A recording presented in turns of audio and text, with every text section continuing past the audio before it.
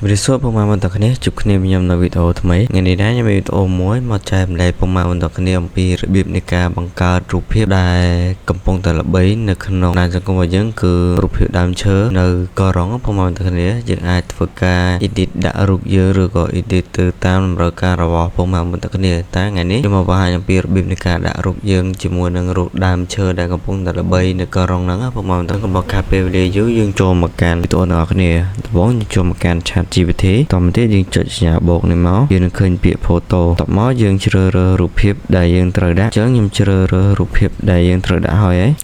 តមកទៀតយើងធ្វើការ paste prompt ដែលខ្ញុំបានដាក់នៅក្នុងក្រុម Telegram របស់ខ្ញុំពុកម៉ែបងប្អូនអាចទៅ copy យកបាននៅក្នុង Telegram របស់ខ្ញុំអញ្ចឹង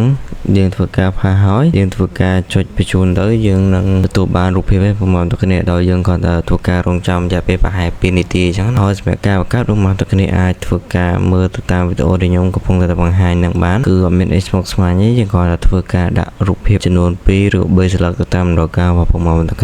ប់មកយើងធ្វើការដាក់prompt ចូលមកតទៅទៀតយើងធ្វើការចុចបញ្ជូនទៅយើងនឹងបង្កើតរូបភាពបានហើយពុកម៉ែបងប្អូនឥឡូវយើងនៅរងចាំការ process របស់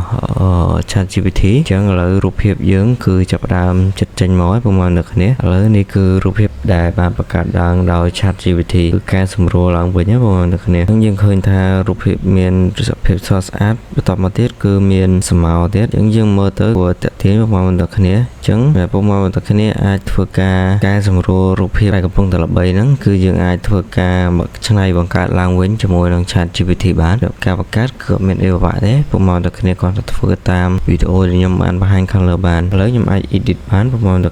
ខេឥឡូវចេញវិញហើយយើងអាច edit បានឥឡូវយើងអាចធ្វើការកែសម្រួលបានយើងក៏តែធ្វើការចុច edit មក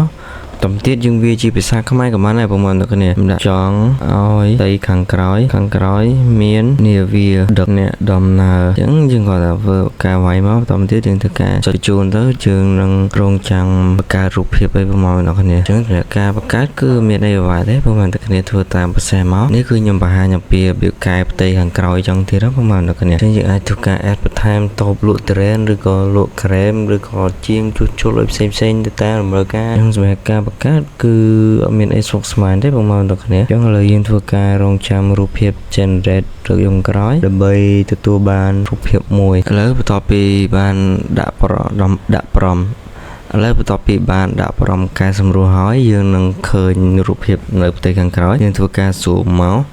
គឺឃើញនាវាមួយនៅខាងក្រោយបងប្អូនអញ្ចឹងសម្រាប់រូបភាពនេះគឺខុសប្លែកពីរូបភាពមុនណាបងប្អូនគឺយើងបានកែសម្រួលដាក់នាវានៅខាងក្រោយអញ្ចឹងវីដេអូនៃការបង្ហាញរបស់ខ្ញុំគឺមានតែប៉ុណ្្នឹងទេបើសិនជាមានច្រឡំខាត់ក៏សូមមេត្តាកាន់តែវីដេអូផងដែរហើយកុំភ្លេចជួយចុច Subscribe រូបកណ្ដឹងដើម្បីទទួលបានវីដេអូថ្មីៗអំពី Channel របស់ខ្ញុំបានថែមទៀតណាបងប្អូនជួបគ្នាខ្ញុំនៅវីដេអូក្រោយទៀត